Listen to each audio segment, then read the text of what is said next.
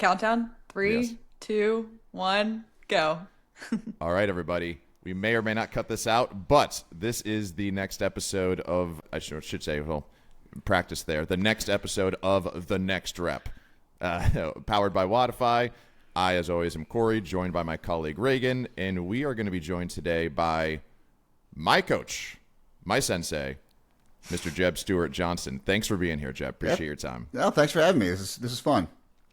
Of course. It's funny because you and I have talked about how to handle this show privately in our coaching sessions. Here you are now being a guest on it. So now you can, in real time, evaluate my progress. All right.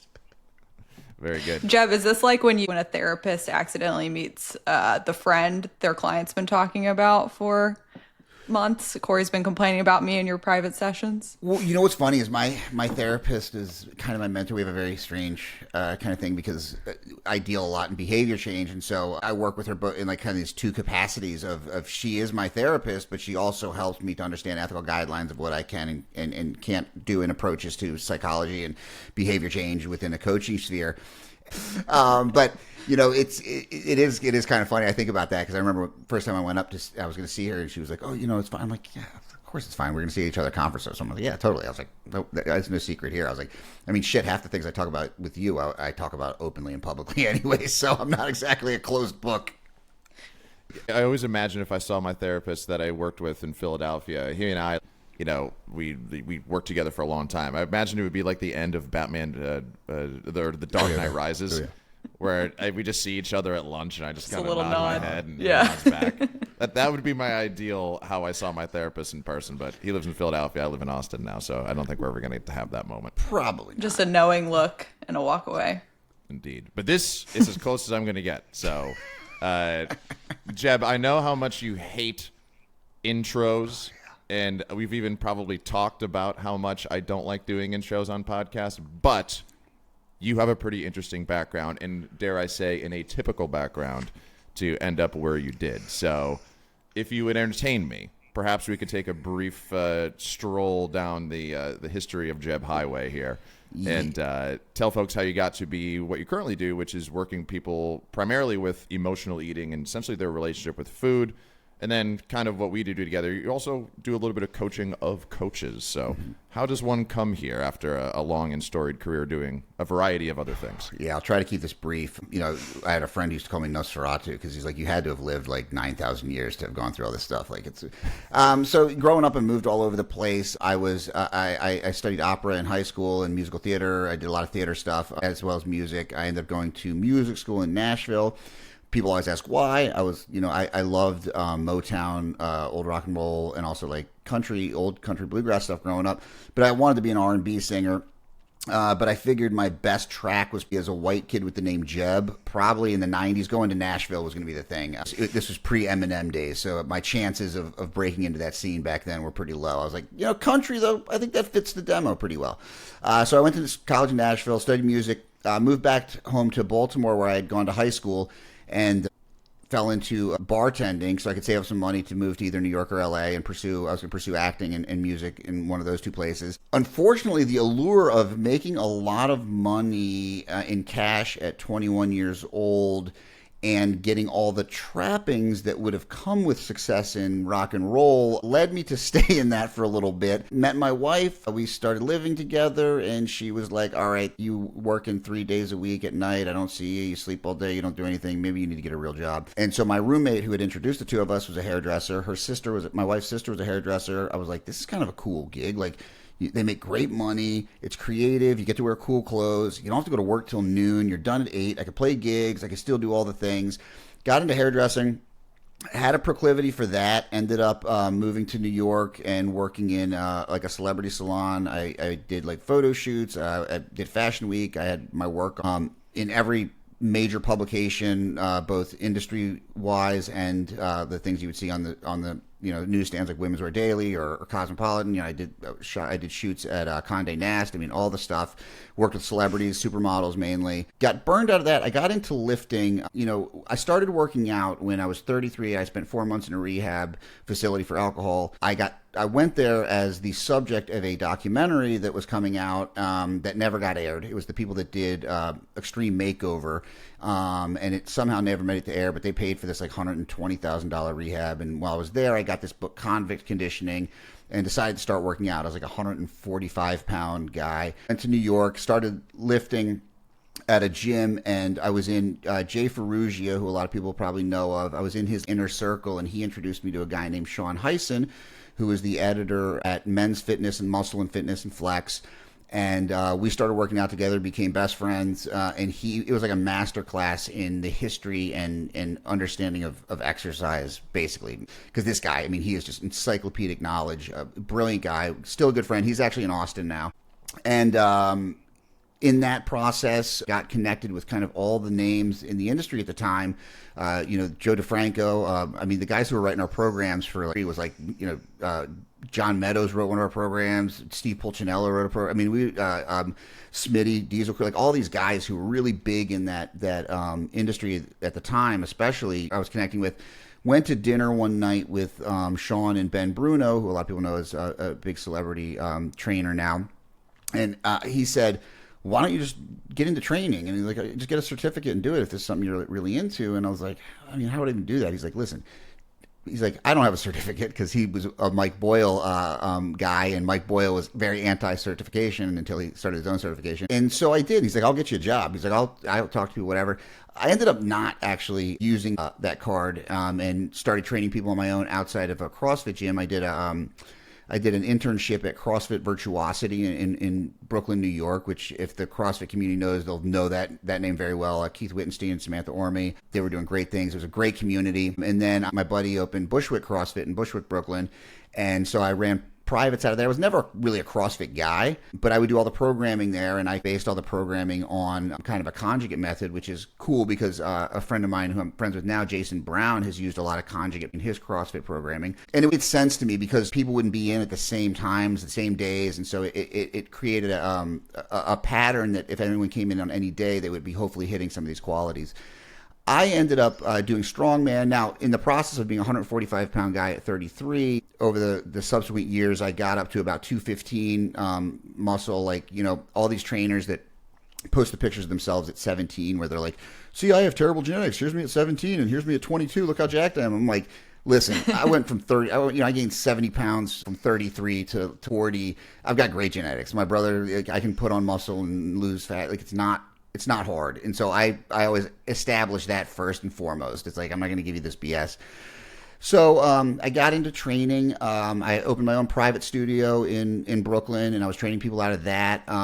The kicker was I did really well, but I was never really that good of a trainer, I don't think. So my terrible sales tactics was people would come to me and I'd be like, oh, you know who's really great? I go see my friend over here. Go see this guy's really good at this stuff.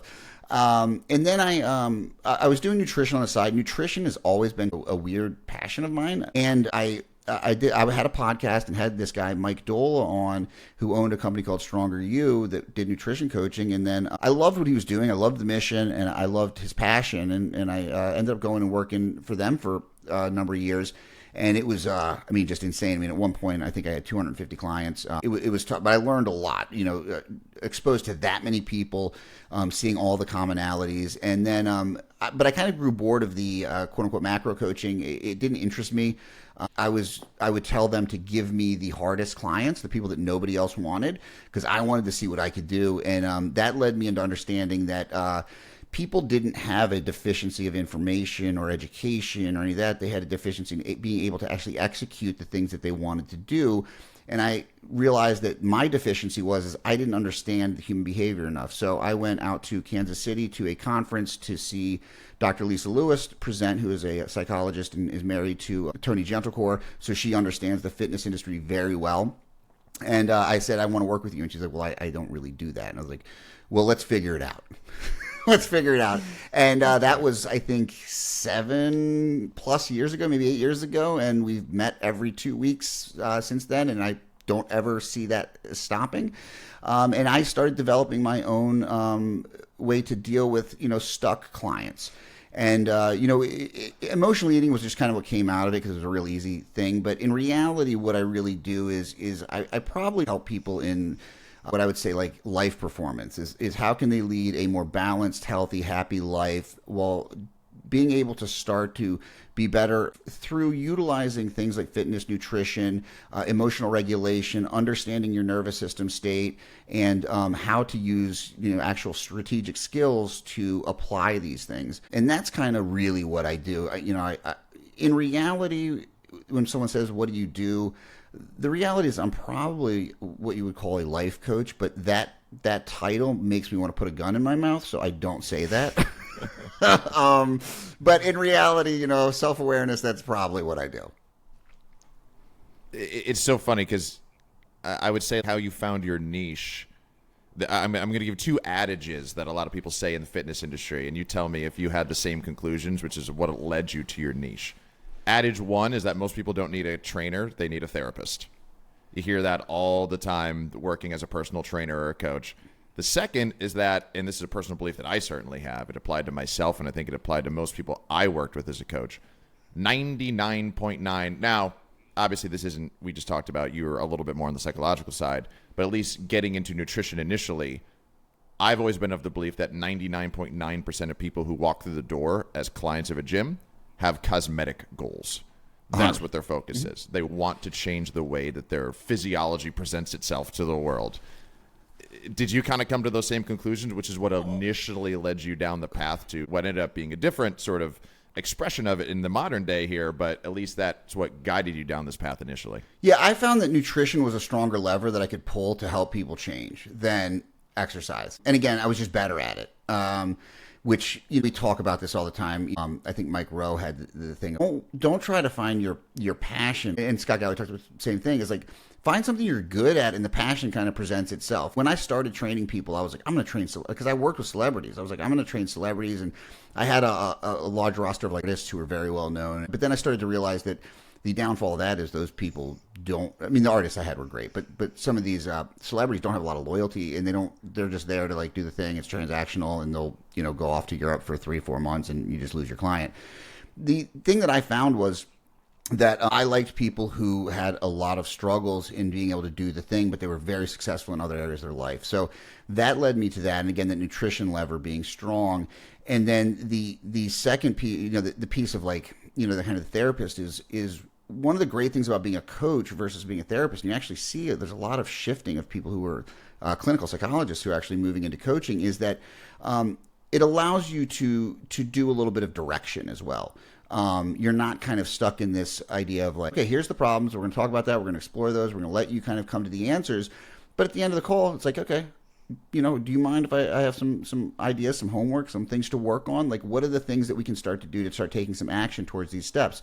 And those cosmetic goals are still what people come in there and they believe that that is what they want.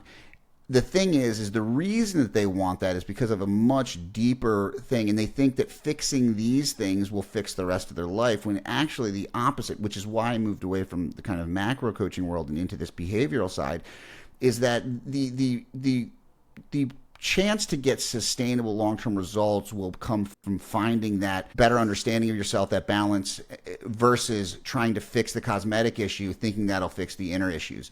Once we fix those inner issues, you can fix those cosmetic issues and they'll stay because you don't have this constant deep lack of understanding of what's really wrong. And so still, I think people's goals are cosmetic. And even when we're working together doing all these other things, it's after the fact, they're like, that's still a goal. It's just how can we approach it from a place of safety and sustainability rather than this kind of fleeting 3-month, I'm going to cut a bunch of weight and then it all comes back on and then some. Mm-hmm. And from a client perspective, I guess this kind of applies to coaches too, but one of the topics I was most excited to talk to you about is how people who have these goals, whether it's cosmetic goals or someone who wants to make a fitness intervention in their life, and then also applying the same rule to coaches, I feel like it's really murky waters right now in terms of going out and finding information as to how to do that. So, the algorithmically generated content is kind of geared toward in one direction. I get a bigger question here, and we could chop it up into smaller questions as we go if we need to, but how does one go about actually curating decent information in the modern fitness industry sort of algorithm world? Well, the good news is that the basic information is pretty simple, and it's not really changed. It's the details, the missing the forest for the trees kind of stuff that I think people get locked into, is like, oh, what is this like secret hack? It's like, at the end of the day, weight loss, weight management comes down to caloric intake and caloric extension. It's like, how much are you spending? How much are you taking in, right? That's the end all be all. And you're going to need to exercise to build or maintain muscle. You have to have some kind of resistance training. You probably need to do some cardio for your heart health. Like, it's pretty basic. The details is what people focus on because that stuff's boring and it's not sexy and it doesn't sell. The other thing that I see that's the bigger issue at whole with just social media in general is that the domineering message that people gravitate towards is this shame-based, guilt-based, kind of, lack of a better word, douchey approach where it's like, you're the problem, da da da da. And my favorite quote is like, I don't tell people what they want to hear. I tell them what they need to hear. And it's like, no. This is exactly what they want to hear. This is the same inner critic that this person is playing on over and over in their head, and you are actually providing that familiar voice. And it's not helping. If it was, we wouldn't see ballooning weight happening for the past, 70 years because of the just overwhelming amount of stress and tension and lack of stability that people feel and emotional and nervous system dysregulation that we can really trace. When people talk about obesity, we look at what the actual obesity map is, and it is the most strikingly terrifying like wireframe that looks like someone built the most complicated app in history. There's not one myopic thing that's going to solve any of this. That said, actually, the GLP-1s might be a potential solution in terms of weight. But again, that is not going to address the underlying issues. So those issues are going to come out in other ways. So I think that the biggest thing is don't listen to people who are telling you like, it's all your fault, pick yourself up by your bootstraps. Yes, do you have to take some responsibility for your own action? But I always tell people, I'm like, what happened to you is not your fault. What you do next is your responsibility. Take the guilt and shame out of it. Because first of all, the biggest thing I talk about is acceptance first and foremost. People look at that as passive, as soft. And I'm like, no. Acceptance is the most active, difficult thing you can do because you have to look at reality and say, this is where I am. I might not like it. I might have been able to be in a different place had things been different. But the reality is, this is where I am. And I have to now start from this point and move forward. And so I think if you're looking at information on the internet, if you're looking for like hacks and all this, is like, I'm a big fan of nervous system regulation and using things like cold baths and red light therapy, etc. Those are cool. They're not going to make you lose weight. They might help you regulate your nervous system. That'll then lead you to make better choices around food, but they're not going to do that. The detox teas, the waist trainers, all those things, there's not a good quick fix, at least if you want sustainable results. And so, it's like, why was Kobe Bryant so great? Because he practiced the basics when everyone else, said, oh, I'm too good for that. And it's the same thing. The people who are really good at this stuff, well, first of all, there's a genetic and just, if you're in the fitness industry, it's your job. Like, you chose to do this, so obviously you're good at it. Don't expect that you as the CEO of a multi-million-dollar corporation with 5 kids and whatever going on, that you're going to be able to apply the same amount of time and effort and energy into this. What is good enough? And so look to people who are providing positive solutions that are not super myopic or even, if we're talking from a science educator standpoint, these mechanistic kind of studies where it's like, oh, we saw in this one rodent study done in 1998 that this one genome was. That's not applicable. Like see that works across a wide range of people, and what that is trying to eat mostly. It's not fun. It's like eating mostly whole foods. Not eating a ton of meals out, limiting alcohol intake, lifting weights 2 to 4 times a week. Having some type of cardio, walking a bunch, probably a lot more than you want to. Shameless plug is we have a book done that we're writing about walking that dispels a lot of the common myths that are out there about walking. Hopefully that gets picked up and published soon. We'll find out. But yes, understand that like these boring things are just the kind of baseline that we need, because we've moved so far as a society away from what the human body is meant to do, that you're going to have to intentionally incorporate those things into your life. When you start working with a client, how do you help them kind of unravel all of the things that they've picked up over the years? I found I used to work with people for nutrition, and it's like, oh, I've picked up a piece of keto and a piece of this and a piece of that. And at the end of the day, they have all of these small little pieces of these different diets or quick fixes, and they feel like they can't eat anything, or they're just so overwhelmed by the mishmash of things they're trying to apply to their habits. So with a lot of those people, I'll just say like, hey, let's write out a list of your food rules. What are the rules that you've created around food? And then we can go down and be like, where does that come from? What is that? And they can start to hopefully have a self-awareness that most of these rules are silly. And now that said, does that mean that there's not pieces of like diets like paleo? I think I had a big problem with paleo mainly because the science and the like background that they were trying to apply to it was just not true, because the human brain totally developed thanks to carbs. Like, and they were like, oh, and rice is bad. And I'm like, rice is like the staple of like half of the world. And that adapted, obviously. But most of these things have like pretty good bases in them. Like the ideas behind paleo, if you take away like you have to eat only grass-fed $45 a pound steak or whatever. If you're just like, hey, like take this down to like a normal level, like, I mean, basic principles are pretty good. Throw some rice in there with it, but other than that, probably pretty good. Keto, there's some advantage. Everyone wants to say keto stupid. It's like, where it's not stupid though is someone with TBI, where you need to use that to lessen brain inflammation after. That's exactly where keto needs to be used. And so all of these things have reasons. I think anyone who either dives into these things wholly as like turns food into religion is something to avoid.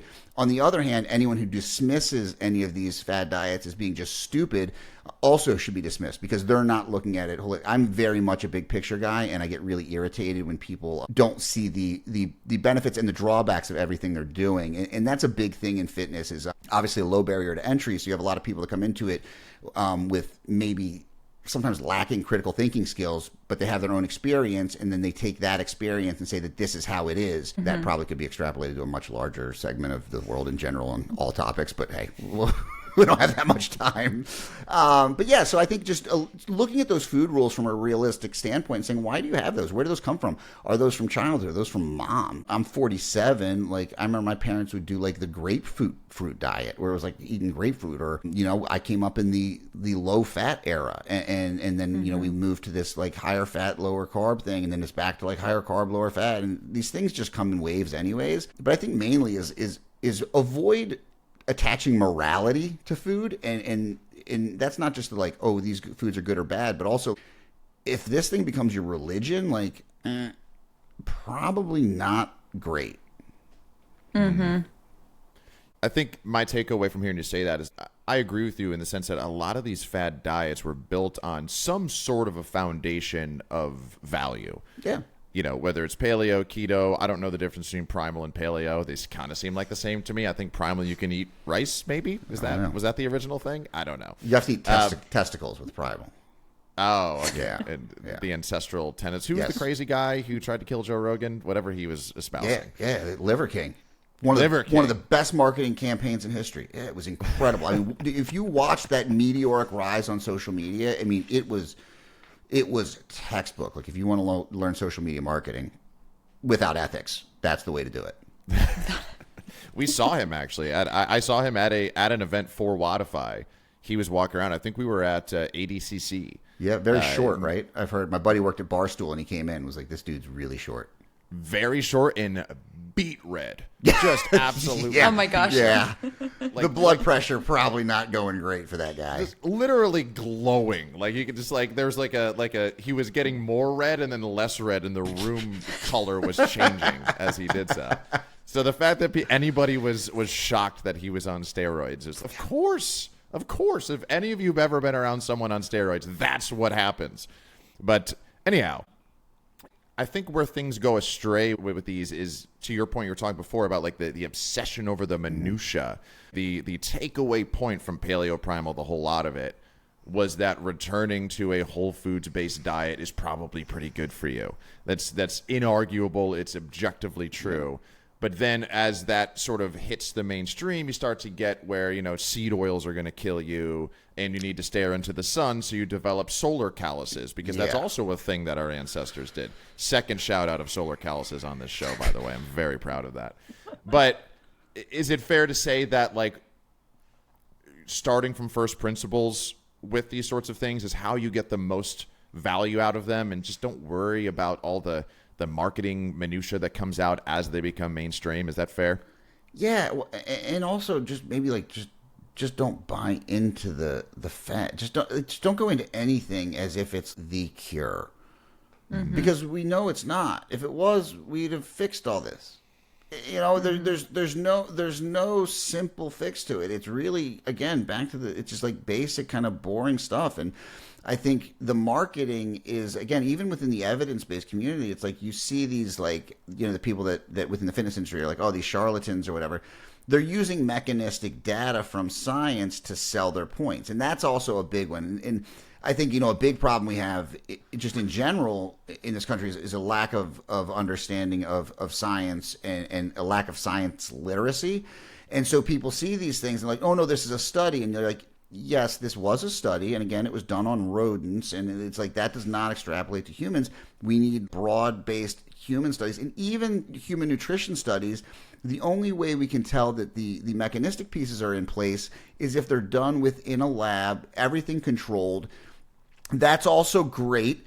It doesn't at all extrapolate to human beings in a free living society, because bottom line is you take people out of the lab, and so most of our nutrition studies done in free living society are based on food recalls. If you've worked with anyone in nutrition, you know that the people who are quote unquote tracking their food are 100% not putting everything in there. So the people that are just like, oh, I wrote this down, this is what I ate last week on Thursday, yeah, no chance that that's accurate.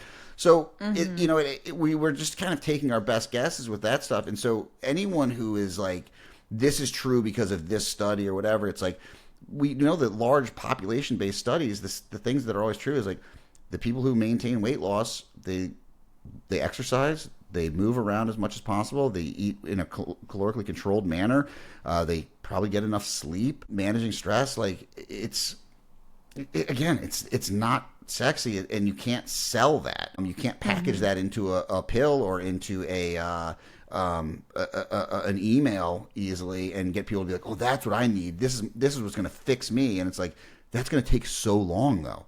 I don't want to wait a year to lose 70 pounds or whatever it is. I want to do it now. And again, that's our society in general. Is like that's kind of how we've been conditioned, anyways. Is that it's a very much like, you know, what have you done for me lately kind of thing. And so those fad diets are great, because when the fad diet runs its course and everyone realizes it doesn't work, a new one pops up and be like, oh, I just need to try this one. Oh, I need to try this one. This one will be the one. And if you spent 20 or 30 years thinking that the next diet is going to be the thing that fixes you and it hasn't worked, maybe start trying to look at something other than just a diet or just a methodology to save you, and rather look at the things that are influencing your need to find something to fix you.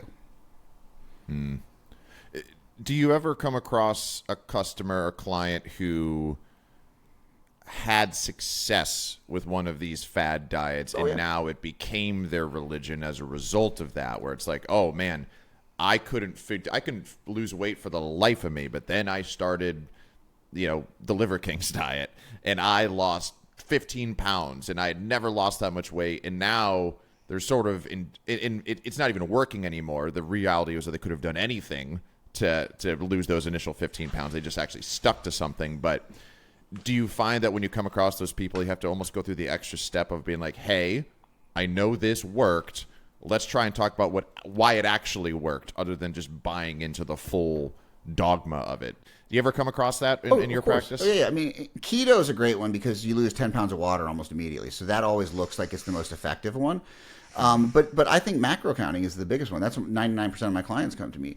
And they did it. They lost a bunch of weight. They gained it all back. And this obsession that, like, if I don't have my phone, if I don't have my app, if I'm not able to track calories perfectly, I'll never lose weight. And what I always say is, I just say, like, you know what? I always think about that every time I watch my favorite movie, Pumping Iron, that all these bodybuilders in Venice Beach are sitting there on their phones with MyFitnessPal trying to figure out their macros in order to get on stage at the 1980 Olympia.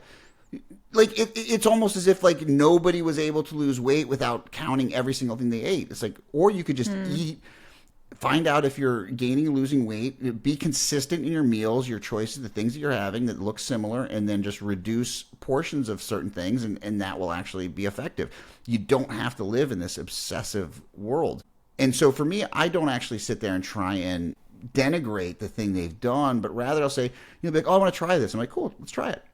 And they're like, okay, and they're trying it, and they're trying to do the same thing again. It's not working. I'm like, okay, do you want to maybe try something else? Okay, yeah, what can we do? And it's like, we don't have to throw this tool away.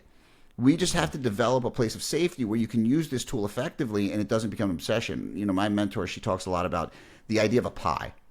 And if anything in your life, if there's a piece of that pie that is taking up an overwhelming majority of it, then it's probably a problem, right? And if that obsession is around the foods you're eating and the things, is like, is your life better because of that? And that's part of why I'm such a huge supporter of these GLP-1s for people, is because a lot of people don't realize that people who deal a lot with these complex eating issues and obesity, they think about food in an inordinate manner. It's either what I can eat or what I can't eat, and it's constant. And this takes away that chatter and allows them to actually put that time, that bandwidth, into other areas of their life, such as regulating their emotions, such as spending time with their family, such as performing better at work.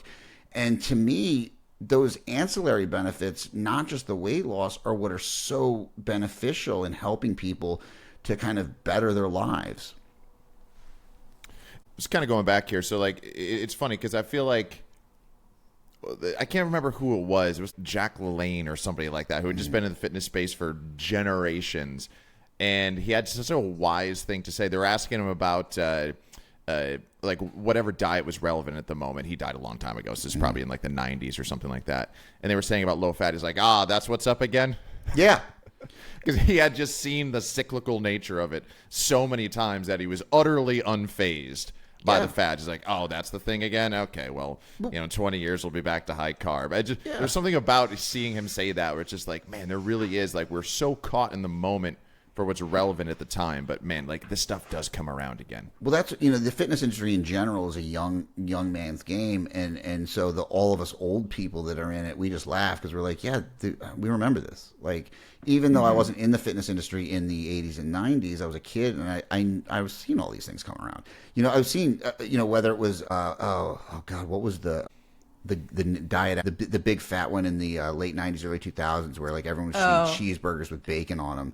Atkins. Yeah, Atkins. Yeah. And that went to Zone, and that kind of went to South Beach. And then the next thing we came up was, but even in lifting, we see this thing, like, we've gone through, there was like the kettlebell phase, and then there was powerlifting, and then there was bodybuilding, and then CrossFit, and then, now, like, with the jiu-jitsu guys, they're like all on the kettlebells again. And, like, you see, it's even that's cyclical. You're kind of, it's whoever's kind of dominating the conversation at the time. Back when I was kind of getting started in fitness, it was online marketing was done through email. But again, Westside was the biggest influence on almost all of us at that time, because those were the guys that were doing the big stuff, and those were the big guys who were strong. And so that's what people did. And then, now bodybuilding, the young kids on TikTok, I heard there was some kids at my MMA gym, like 17, talking about lean bulking. Dude, you're 17. Go lift weights and eat a bunch of food. Don't worry. You don't have any muscle. Don't worry about lean bulking. Just get big. You're going to be fine.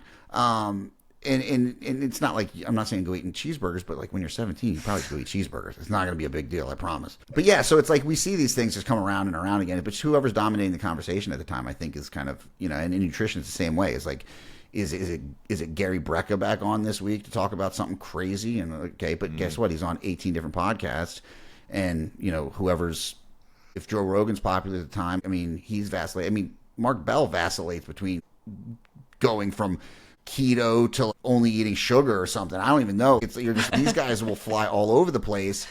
And, we come back to it. The other thing is when you do steroids, you can kind of get away with a lot of stuff. And I think a lot of people don't realize just how many people, either they're genetically so gifted that they are basically a human steroid machine, or they're using a lot of pharmaceuticals. And so, yeah, they can, when they're, here's my cheat meal. The day I went on and ate 4,500 calories there and I didn't gain anything. It's like, yeah, dude, you're also on 2 grams of gear a week. Like, there's something to that. It's such a distortion, and it's such an elephant in the room in the fitness industry that's why this might be too hot of a take for the Wodify podcast here, but I am very pro. We just need to be way more public. We need to throw out these stupid drug testing. It's just there's a lot of actual well-written books on this topic, so we could refer people to those. I think The Myth of Anti-Doping is one of them. I think is one of them I read back in the day, but. It really is like when people come back and say like, oh, how could you be pro drug use? It's like, it's the distortion that it places on the entire sphere, and that trickles down to everyone. It trickles down to kids. I mean, because one of the big reason people don't want to, be public about drug use is, what if kids, get access to this and kids start doing it? It's like, well, we're also destroying their body image right now. So we can do that, or we can just be clear about, hey, these people are probably on steroids, so you shouldn't compare yourself to what they're doing. And it's absolutely the elephant in the room, and with a lot of these conversations is, especially with algorithmically generated content. Sure. I mean, most of the reason these people have been chosen by the algorithm is because they look absurd. Yeah. And why do they look absurd? Because they're not natural, and that's okay, but we just have this big myth, and it's this unspoken thing, and I think it just kind of casts a specter across the whole industry in terms of comparison and unhealthy comparisons. Yeah, and the thing is, the kids now are doing steroids, and they're doing them in a extraordinarily unsafe manner because these guys on TikTok are coming out there. And when you're 17 and you think that you're going to live forever anyways, and that you don't understand the ramifications of your actions, and your prefrontal cortex hasn't formed completely, you're going to do dumb stuff, and you're going to talk about it on TikTok. So other kids are like, oh man, look how jacked this 17 or 18-year-old kid is because he's doing trend. And you're like, dude, don't do that. Don't do not do that. It's not good for you. If a bodybuilder who's a professional and is trying to win the Olympia wants to do it, fine, because I want to see the freaks in that. I want to see people. But those dudes are dying in record numbers in their 30s and 40s. So understand that is the other side of it. And you're 17, you've got these hormones raging through you. Just use those, man. Just use those. They're good. But again, to your point, is that it's either being not talked about by the older guys because of fear of influence, but really it's fear of losing, endorsements. I mean, bodybuilders in the 90s would be, I just use creatine. Dude, you're 270 lean. Come on. But yeah, I mean, in sports, we know it's everywhere, and that's part of it, but we don't talk about it. One of my favorite naturals, or claimed, I think he's a claimed natural. If not, then I'm sorry to this guy. I don't know if he's alive anymore. I hate to say it, but remember Bob Sapp? Oh, yeah. No, I heard he died, actually. So, yeah, I used to, one of my weird odd jobs was fixing Japanese slot machines and making for the American market. Yeah. But Japanese loved Bob Sapp. Loved him. And so there was all these slot machines with Bob Sapp on them. And that dude was... And also, the fighting stuff they would do there was half. They would do this weird, scripted wrestling, also MMA. Mm-hmm. So, the beating of people was real, but the conclusion was staged. And the Japanese don't care because they're like, we're not betting on it. It was wild. That dude was an absolute monster. He was 400 pounds with a six-pack. Dude, what I heard he was Warren Sapp's brother. Cousin. Okay, that's what it was. Yeah, someone told me that. I was like, I had no idea there was a relation there. I just found that out last week, actually. Genetics. Oh, yeah. I mean, look at John Jones's family. There's 3 guys his 3 brothers are NFL players, and he's one of the greatest fighters in history. Yeah. His older brother just died, though. I don't know if you saw it. No, I didn't. That's Arthur. Yeah, Arthur Jones. Rest in peace. Most of our listeners, I'm going to wager, I guess, at this point are gym owners. Yep. And they're gym owners who offer... Usually classes is going to be their primary offering. They might also offer some personal training. But in the quest to sort of broaden their offering, stand out from their local competition, and just kind of be more of a one-stop shop for their clients. Nutrition coaching is something that seems to be rising in popularity. They're kind of looking towards that as an extra service they could provide. My hunch, and this might be wrong, you can correct me if it is that they stay away from nutrition coaching essentially for all the stuff we just spent 30 minutes talking about, because it's a softer skill. Mm-hmm. It's macro coaching is great, but you kind of have to wade into the murky waters of the psychological component of things. Rather than, obviously you went down a path of becoming trained in, the realms of clinical psychology. Your average gym owner may not do that, but is there sort of a minimum effective dose of training in that regard that they can be equipped with as they start to offer nutrition coaching, so they aren't just counting macros for people? Well, I think that was the appeal of paleo in the CrossFit community, was that it was, here's just the guidelines. And again, the old weird Glassman rules about food, which, it was like super kind of obtuse and just, here's just these weird rules of eat this sometimes, eat this other times, don't eat this, and okay, eat lots of this. It made it very simple, and that way they could kind of not like dive into it. The part of the reason for Stronger U's success was that CrossFit gyms who were not seeing the results from paleo, when everyone in CrossFit was paleo, they started doing this macro stuff, and they started realizing, hey, actually when I eat more carbs, I'm a better athlete, I eat higher protein, and my body composition started changing. And so that was really, really great. And you would see these people go through these changes, and then everyone would say, like, what are you doing? I got to do that thing. And the problem is just the sustainability of it. Is just people just like got to the point where it was like they created, again, when I got involved in the whole macro world, it was actually great because we thought we had the solution. But again, because it was this idea of flexible dieting, but it became not flexible. Everyone turned it into a rigid system because, again, human's going to human. Like, everything that seems like it's great in theory, in practicality, it goes out the window. So I think nutrition is becoming more and more nuanced because we're starting to realize that these things that might work for 3 months or 6 months don't have the sustainability. But I think nutrition coaching in some capacity at a gym is going to be probably one of the best add-on services that they can do, because again, most people who come into a gym are looking for some kind of cosmetic change, and if they don't change their diet, they're going to gain more muscle, they're going to gain more confidence. All those things are great, but if they don't see a loss of body fat, people don't tend to think they're making progress. And that's where I think some type of macro counting, if you can get, at least give people the understanding of, hey, this is what protein is, these are what carbs are, these are what's fat. From an education standpoint, I think that would be a thing that I would include in onboarding if I was whether at a CrossFit gym or any kind of gym owner, where you do kind of more of a group class structure.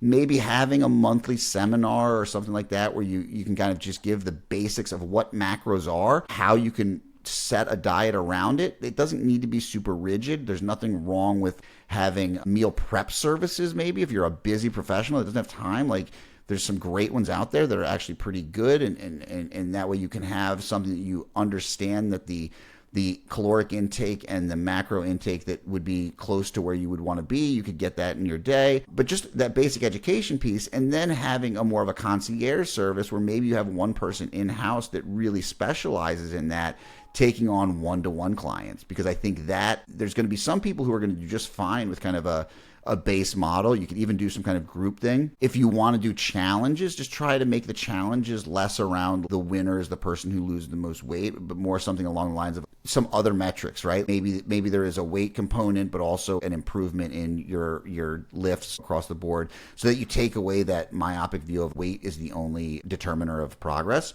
But I think the kind of combo that I would do would be have some kind of educational piece that goes to everybody in the onboarding process. Like I said, maybe a monthly or even a video webinar that you send to them that just explains what the different macronutrients are and how they operate. Having some kind of maybe even group where you could have like a group chat or some kind of thing on your app. On Wodify, do you guys have a community aspect, right? Yep. So using that community aspect is like having a nutrition piece where they can therefore talk about it and be like, oh, here's what I'm doing, and like, okay, here's the kind of basics we want to look at for this week. You could just have like some guidelines there, and then the final thing, having that kind of more concierge service where it's one-to-one, and you have a person and you charge a premium for that. Do you still oftentimes start with macros with people? Like, do you still go through that phase, or do Almost you more never. so? almost No, never. my clients are very well educated at this point. Like most people who come to me have been dieting in some aspect for 30 years. So they've done every diet. They've gone through everything at this point. They know more about dieting than the average person. What we tend to do is we work for 3 to 6 months on all the other stuff and then maybe hit the macros. A lot of people never do because they're like, oh, I've actually continued to lose weight. I'm working in this just by focusing on all these other things. They know what to do. The majority of people who come to me know what to do. It's I can't make it happen. Yeah.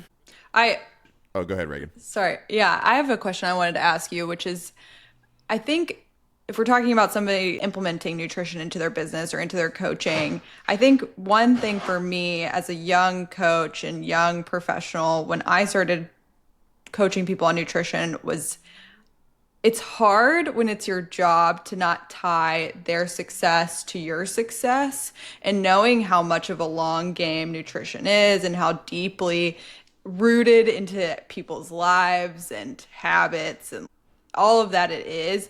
How do you work towards separating yourself from their success, knowing there's so many, obviously we want them to succeed, but it's a long game. It's going to take time. And people often come in with a quick fix mindset, which you have to help not only them get away from, but you yourself as the coach get away from. When you coach coaches, how do you kind of work them through that? I mean, that's going to be the most important thing for coaches to understand because that is probably the number one cause of burnout. The other thing is that most coaches are sold this idea of success by what we've seen on the internet, and that is these 3-month transformation pictures. Show me your clients a year. Show me your clients after they've left you and aren't working with you for a year. Because if you're really doing your job, like I always tell my clients, I was like, I don't want you to need me. If you want me, if you want me to hang around and you like having these conversations and it's making your life better, absolutely. But my goal is to I talk about self-leadership, self-coaching. I want to create everyone to be their own coach, that they can do this on their own. That's my goal. The fitness industry at large wants to create dependency. And that's, I think, part of why this happens. And when you tie someone else's outcomes to your own personal worth, you are asking to be in a really bad place yourself. And that's where self-awareness comes in. And that's where understanding, like, you tell your clients to trust in this process. You tell your clients that it's about the process that, I would talk about, like, if you tried to run a marathon and all you thought about was crossing that finish line, but you haven't even learned how to run, you haven't even got a pair of shoes, you don't know. The people who run marathons, they think about, I need to look at my pacing for this mile because I got 26 more of them to go or 25 more of them to go. You don't think about, all I think about is the finish line. And people fail at their goals over and over and over again because they're so focused on the finish line, they don't focus on the thing that's right in front of them. And if you're doing the same thing as a coach, well, first of all, you have to say, like, I'm not even practicing what I preach, number one. But number two is all you can do is to coach the individual. All you can do is help them to see their own roadblocks. You are not doing it for them. You are more like a Sherpa, more like a guide than you are a taskmaster. We know that effectiveness long-term comes from client-centered coaching. We're meeting the client where they're at. And if you think that your worth and your value as a person is the result that your client gets, well, then you're going to overinflate your own sense of ego when you do see success, and you'll either dismiss or overvalue their failures. And you also are teaching yourself that failure is a bad thing. Failure is our greatest teacher. And my clients, I tell them all the time, I was like, you are going to fail over and over and over again. And that is part of the point. This is all practice. None of this we're not in the fourth quarter of the championship game. We're literally practicing stuff every day. And you as a coach also have to understand you are practicing. I look back at the things I did 3 or 5 years ago and I cringe. And I hope to God I look back in 3 or 5 years and I cringe at what I'm doing now. Because if I'm not growing, then I'm not learning, and what's the point of all this? And so as a coach, you have to understand, like, you are where you are. Do what you can do right now. And some of your clients are going to see great results. All of my client results that people were like, oh my God, like, how did you do that? I was like, honestly, the people who saw the biggest results, I threw them a macro plan and they were like, fine. And were just machines. I had Yeah. nothing to do with it. I had nothing. Right. My biggest places of pride are the people who lost 10 pounds, not 50, but you know what, their relationship with their husband got better, or they, finally were able to balance career and life. They're happy, right? They're not obsessed with food anymore. They're eating in a way that is fueling them and helping them feel better in life, and they're losing weight in the process. So they feel better about themselves.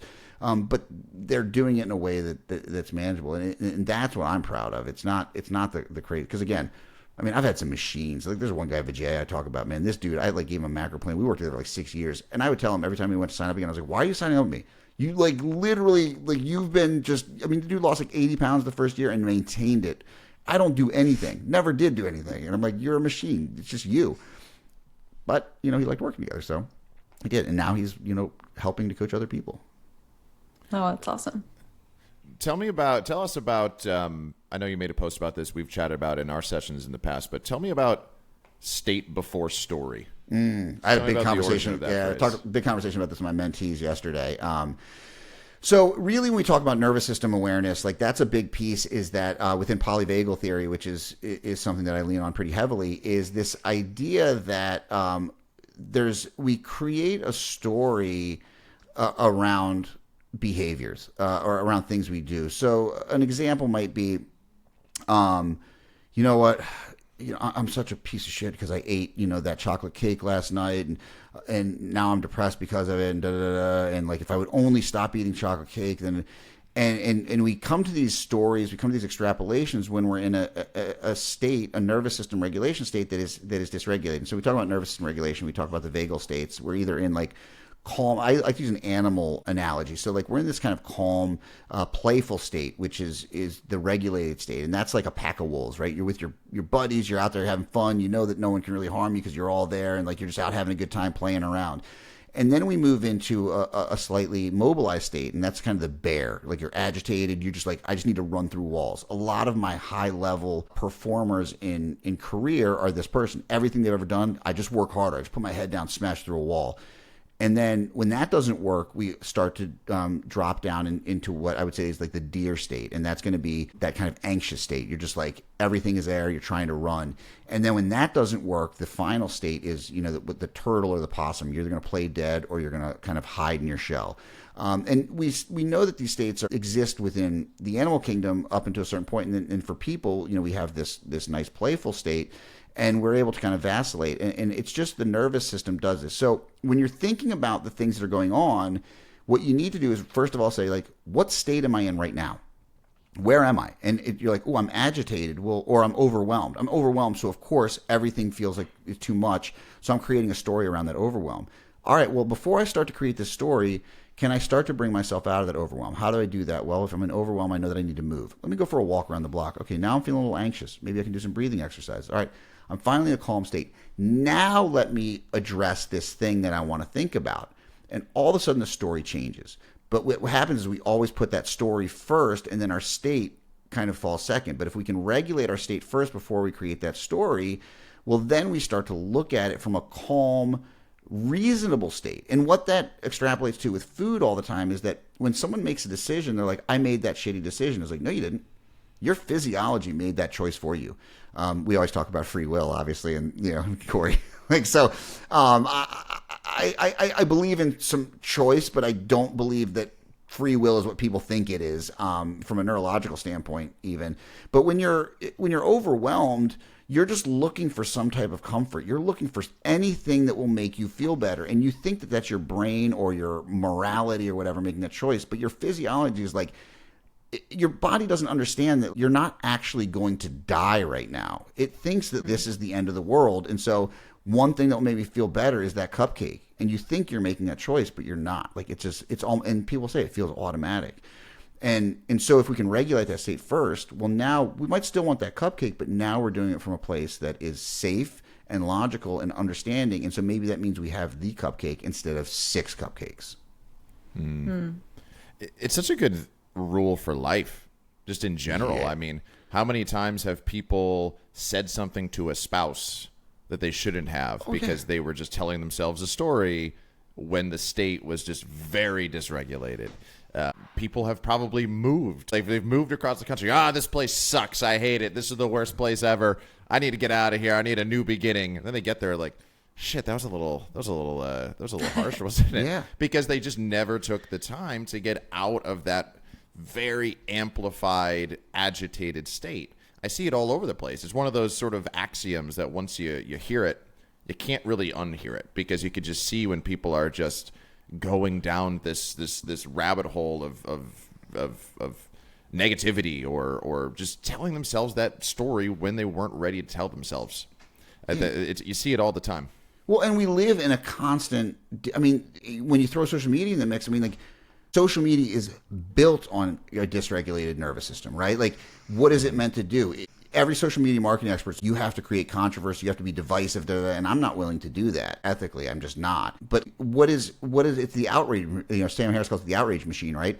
You pick it up, and all it's meant to do is get you outraged, or yeah, let's go. And we come back to the diet stuff. Why do these certain personalities do so well? Well, they create that outrage, or that this is my team, my tribe. This is what I'm going to do. And so you're constantly in that state, and there's seemingly no escape. So of course, what do people turn to? They turn to alcohol, they turn to food, they turn to sex, they turn to shopping. I have clients who have eating issues, and they clean up their eating issues, and then they go spend $1,000 on Amazon. You're just trading one thing for another. But if we can learn to regulate our nervous system state better, and again, these are things, I have this kind of weird, kind of platonic understanding where it's kind of that idea of like we kind of have all of this knowledge in us, and it's now we've had to use science to understand the knowledge we've lost, basically. I think about putting kids in timeout. That in theory is awesome, right? Like, you're going to have an opportunity to go sit and kind of feel your feelings and do your thing. But what do we turn it into? Is, go stare in the corner and sit against the wall, you're punished. We screwed that one up, right? But you look at, like, I was talking to someone, they were saying their kid was like, you know what? I just need some time. I need a little space. I need to go just kind of sit this out. It was like a 7-year-old kid. And was like, I need to just go sit this out and kind of deal with it. I'll be back. And they were like, where did he learn that? That's amazing. Like, but if we taught kids that, hey, you know what? When I'm feeling this, I don't lean into it and just go with it. I need to come back and get into a state. And, I talk incessantly about jiu-jitsu because I coach jiu-jitsu, and I love it. And it's like something, it is a microcosm of that, because the second you start to get agitated, or you actually will go through all the, I've gone through shutdown where it's like, just choke me out. Like, I don't know where to go, because I tried to power through. This guy's too strong. I tried to run away. He's got the grips. And now I've got nothing left, and I'm going to quit.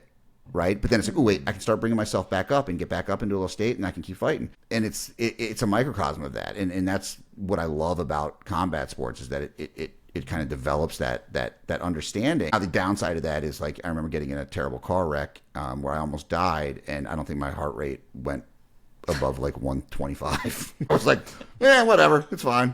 You're like, too overly regulated. Yeah. But at the same time, this is a constant effort for me, because my own issues, I don't get fired up about that kind of stuff, but someone on the internet could say something that pisses me off, and all of a sudden I go into a tirade, and I want to jump on there and make a comment, and I'm like, is this helping me? Is this helping anybody else? No, just let it go. Just let it go. And you said, Cory, talking to your spouse, I remember being stressed out one day and telling my wife, I need to go for a walk. I'll be back. And she's like, did I do something wrong? I'm like, no. I am in a state that something's wrong, and I don't want to be a dick to you because I'm pissed at myself or irritated at myself. I go take a walk and just doing this stupid thing of like, let me find something that looks pretty and feeling safe and and come back. And it's like, now it doesn't mean I'm perfectly regulated now, but at least I'm a little bit better. Well, here we are at the moment we've all been waiting for. The question I've been dying to ask. Do you have another like 10, 15 minutes? Yeah, I'm good. It's Friday. I purposely make Fridays because I live in Charleston, South Carolina now. That like we're kind of running out of beach season, but I don't work on Fridays because I don't like living in New York. Is we always had summer Fridays, so you just got used to not working Friday afternoon. So I just chill. It's an extension of summer Fridays. I mean, granted, I work for myself, so I actually end up working all the time. But we're going to pretend that I don't. Jeb, I'm going to ask you a very open-ended question. Is the fitness industry cooked? I think the fitness industry, as I came into it, is definitely cooked. That said, I think your audience is positioned better than anybody else in the fitness industry. I think what is going to happen, and I think this is going to happen in life, I think it's going to happen everywhere, is Nothing is real anymore. Sora came out, man, and I don't know if you guys have seen those AI generated videos. Bro, Terrifying. nothing Oh is my real. gosh. Nothing's real. No. Don't believe anything you see ever, anywhere. I wouldn't even say fitness industry. We might all be cooked. But cooked in general. what I think and why what I coach my mentees in that I think is so important is the future of any kind of profession is going to be connection and relationships. And I think people are going to come back to gyms. We've seen it post-COVID. People came back to gyms in droves. They want that real experience. I think group classes, I think the beauty of CrossFit was never about the workouts. It was about the community they built. I mean, I loved the CrossFit gyms I was in, even though I don't think I ever did a CrossFit class. I would do Murph every year just to be like, hey guys, I don't do CrossFit and I still beat you at this. But like, that was it. But I loved that place because the friendships and the connections and the relationships that I made in there. And I think that the future of the fitness industry is going to be in-person connection. Even if you're online, if you're an online coach listening to this and you're just using apps, get on a call with your clients. Even if it's doing a group call with all your clients, once a week or even once a month to let them connect. But the future is going to be in community. The future is going to be in relationships and connection. I know you had my friend Mark Fisher on. He was a master at connecting with people and getting them to connect with each other. And I think that is where the fitness industry as it exists right now, yeah, it's kind of cooked, but I think it's going to come back to this place that I dearly love, which is gyms. I mean, that's why I don't coach jiu-jitsu because it makes me money. Trust me. Technically, I'm losing money every time I go in and take an hour away from my day, but I get to be around young men and hopefully be a positive male influence on them. I get to connect with other guys. I get to talk shit with my buddies, that's why I wake up at 5:15 every morning to go to jiu-jitsu when I work from home and don't have a real job. I could sleep till noon if I wanted to, and honestly at my age that would probably be a better choice. But I get up every morning because of the connections and the relationships, and so I think for the people that are probably listening to this podcast, I think you guys are in good shape. Keep developing relationships. Don't fall into this trap of using tech to outsource all of your life. Use those tech tools for what they're for, but lean into that relationship aspect. And because I just think those helping professions where you're actually dealing with a relationship, those are the things that are going to last after Skynet takes over. I did not think we'd end up in a positive place here. I thought this was going to go down to a very dark and negative place, but I agree with you. I think we objectively have a health crisis. We objectively have a loneliness and lack of social life crisis, and who better to solve that problem than gyms? I mean, I think this really could be a golden era of fitness businesses. I really do believe that if they are able to capitalize on this opportunity and to your point on tech, use tech to facilitate those in-person connections, to have them be connected to the business even when they go home, and encouraging them to come back and continue to be a part of the community. So, and I think that's what you guys do a good job at with Wodify is you're not trying to I think so much of tech is trying to replace the experience. You guys are trying to enhance the experience, and that's the difference. It's a tool. It is not the replacement. And I think that's the same thing with AI. I see people using AI. Oh, I don't have to write anymore. I don't have to think. It's like, no. You got to do that. Use this to make those things better and to target your audience better, but don't outsource your own creativity. Don't outsource your relationships. Use these things to enhance them, and that's where I think the benefit lies. Mm-hmm. Love it. Well, there's plenty of meat left on the bone, but we'll leave some there for next time. So thank you for joining us, Jeb. Thank you. I appreciate you guys. Thank you, Jeb. Until next time, enjoy the beach.